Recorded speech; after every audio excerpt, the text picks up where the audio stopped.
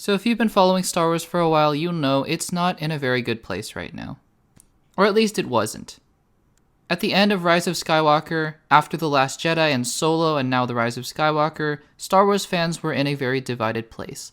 Luckily, just in time, The Mandalorian Season 2 came along and it looks like people are starting to get back on board, and now we have some new shows and movies to talk about. And it looks like, just to me at least, Star Wars is heading in a good direction again. Slowly but surely, we might be getting somewhere. In today's video, I'm going to be talking about all the announcements and major news from the Star Wars part of the presentation from Kathleen Kennedy. I will be talking specifically Star Wars, so yes, I know Indiana Jones 5 is coming, but we'll be mostly talking about the Star Wars projects today. If you want to check out my thoughts on Disney Pixar, the video is up or will be up very soon on summarizing everything that went on during that part of the presentation. And if you want to hear all my thoughts on the Marvel news, I've made a podcast episode on my podcast Marvel Mania right here on the Access Blockbusters YouTube channel. We're going to be talking everything that was announced from the Marvel side, so go check that out. And let's talk some Star Wars. So Mandalorian is in a good place right now. It is bringing Star Wars fans back to Star Wars and just letting them enjoy the galaxy far, far away. And while this was very quickly glossed over, it has been confirmed that The Mandalorian Season 3 will be coming on Christmas 2021. And hey, listen, if we can get a season of The Mandalorian basically once a year, I'm totally fine with that. As I'm sure a lot of people are. So, all good things. Before we get into the new stuff, let's talk about all the things that were basically assumed but had gotten confirmed at the Disney Investors meeting. First up, Obi-Wan Kenobi. The series will be taking place 10 years after Revenge of the Sith. I think that's a great place in the timeline to be putting it in. You have a seasoned Darth Vader, and you have Obi-Wan Kenobi just living in exile, I guess. And speaking of Darth Vader, you have Hayden Christensen returning as Obi-Wan Kenobi. Now look, I'm not a big fan of the prequels, and I'm not a big fan of Hayden Christensen in them, but I do know that he is a good actor capable of good work, and that George Lucas's direction and writing probably derailed him a lot in the prequels. Deborah Chow is directing all, I think, 6 episodes of the Obi-Wan Kenobi series.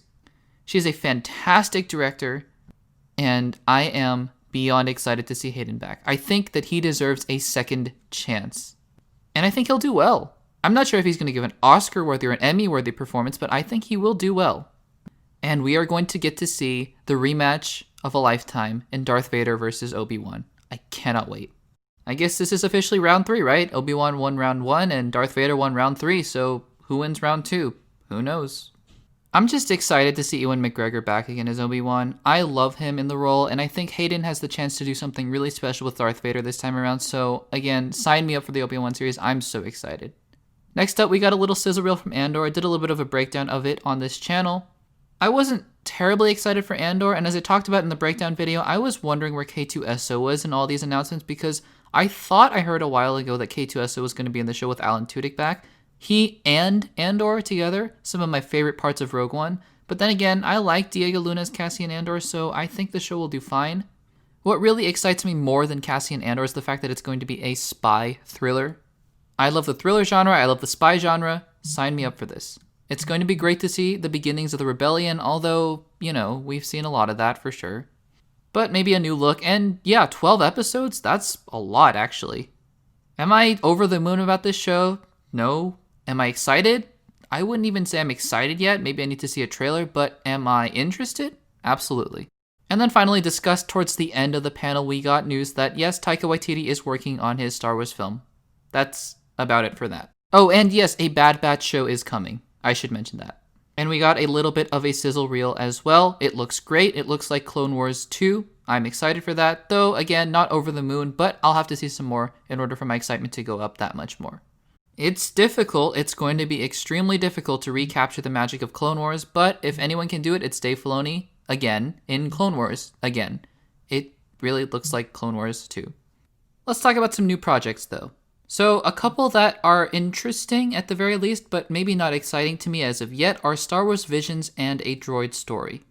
As someone who is not the most knowledgeable in the world of anime, I don't think I got too excited with Star Wars Visions, but again, I know a lot of you will be, so that show is certainly for you. It is an interesting concept at the very least. And A Droid Story, I mean, C-3PO is going to be here as long as Anthony Daniels is, and I don't know if that's a good thing or not, but Anthony Daniels seems to be loving playing the role for years and years and years, and he is iconic, so he's going to be back in some capacity. Up to no good, I'm sure. Now, the next project I want to talk about is Lando. Lando was a big surprise. I did not see this coming at all, and honestly, maybe I shouldn't have been that surprised they made Solo, and one of the best parts of Solo was Donald Glover's Lando. And while it wasn't confirmed that Childish Gambino is coming back to play Lando Calrissian, who else is going to play him? I don't think Billy D. Williams is going to do an entire series. I don't think it's going to take place after episode 9. It could be with him and Janna, maybe, that little sort of mini cliffhanger that happened at The Rise of Skywalker. I don't think they want to touch that. I definitely think it's going to be Donald Glover. We'll have to see, though. In terms of excitement, I didn't love Solo, and I'm not one of those people who thought Lando was absolutely fantastic in Solo. I thought he was good. Donald Glover was. He's always good. But I'm not super excited yet. Again, I think I just have to see something first, so we'll wait until that happens. Sort of realized I've been going in order of excitement, so I guess next up for the TV shows at the very least is The Acolyte. And now once I see something from The Acolyte, I think this is easily going to be my most anticipated thing coming out of Star Wars, but for now, we just have a title and a concept. But this is the show that's going to be taking place during the High Republic, and it looks like it's going to be awesome. It is going to be told from the perspective of a dark side user, and whether or not that means a Sith remains to be seen. We might get to see some young Yoda, we might get to see some Darth Bane, Darth Plagueis, who knows? But I love the fact that they're exploring this older age. I wish they made the High Republic the next movie, TV show focus. Instead, they made it books and comics, which is fine. But I would have loved to see a High Republic trilogy, if I'm being honest. I know a lot of people don't want to see a new Star Wars trilogy. I personally do. I love trilogies, but that's just me. Because I know the sequel trilogy wasn't done well, but if trilogies are done right, I mean, you can get Lord of the Rings, you can get Captain America's, you can get all sorts of wonderful things. So, we'll see. And then we got 2 new shows, all connected in the Dave Filoni MCU, or Star Wars EU, or SWU. That's a mouthful. But we got Rangers of the New Republic and Ahsoka. Now, Rangers of the New Republic is interesting. I'm not going to spoil the last episode of The Mandalorian, but I think it's pretty clear what they're setting up, and they could go a lot of different directions in this. And it was confirmed that all the characters from The Mandalorian and Ahsoka will be crossing over at some point in a climactic final series. So it really does look like they're taking a lot of things from the MCU, and at least maybe like a Daredevil-style Defenders crossover, or Arrowverse on the other side on the CW. I think this is very cool. Again, this is very reminiscent of Daredevil. They went season 1, season 2, and then they started Jessica Jones, Luke Cage, and then they made the Defenders. I think it's very much the same idea here. And you got all the characters here. You got Ahsoka Tano going after Thrawn, of course. You got Bo-Katan, Boba Fett, Fennec Shand. All sorts of different ways that this series could go, or these series could go, rather. And of course, we always got more Mandalorian, so that is exciting, and I cannot wait to see where these culminate in. And finally, a movie announcement. We are getting the next Star Wars movie in 2023 Christmas, directed by none other than Wonder Woman and Wonder Woman 1984 director Patty Jenkins, called Rogue Squadron. Now again, not much is known about the movie itself, but Patty Jenkins is an amazing director. She has done some great work with the Wonder Woman films, and it looks like Disney is really putting their care into one film at a time. I love that. If you can't make it work with a trilogy, then don't try it. Just try some standalones. I love Rogue One. Didn't love Solo, but that had its own problems altogether. So I'm desperately hoping that this is not another Lord and Miller, Ron Howard situation, or Gareth Edwards situation, or Colin Trevorrow situation. Please keep Patty Jenkins on.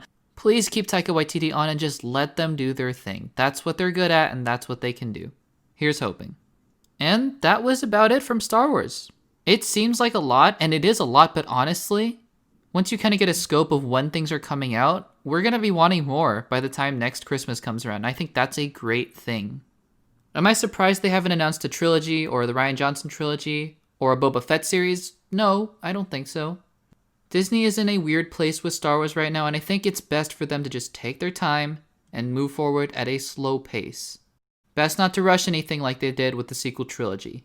I mean, even George Lucas has said that he spent many years, almost a decade of his life working on the prequel trilogy, 1995 to 2005. Lucasfilm basically just rushed all of that into production and made it in less than 10 years, all 3 films. So I am really enjoying Mandalorian thus far, and I think if Disney just wants to take things slow, one step at a time, they got it. They got me excited in the direction that they're going, and I hope that only good things will come from Star Wars in the future. So, what do you guys think of the Star Wars announcements? Do you like them? Do you not like them? Are you excited? Let me know in the comments down below. While you're at it, please make sure to subscribe and give this video a like. And if you want to check out some more videos, check out the videos on the screen right now. Thanks for watching, and I'll see you in the next one.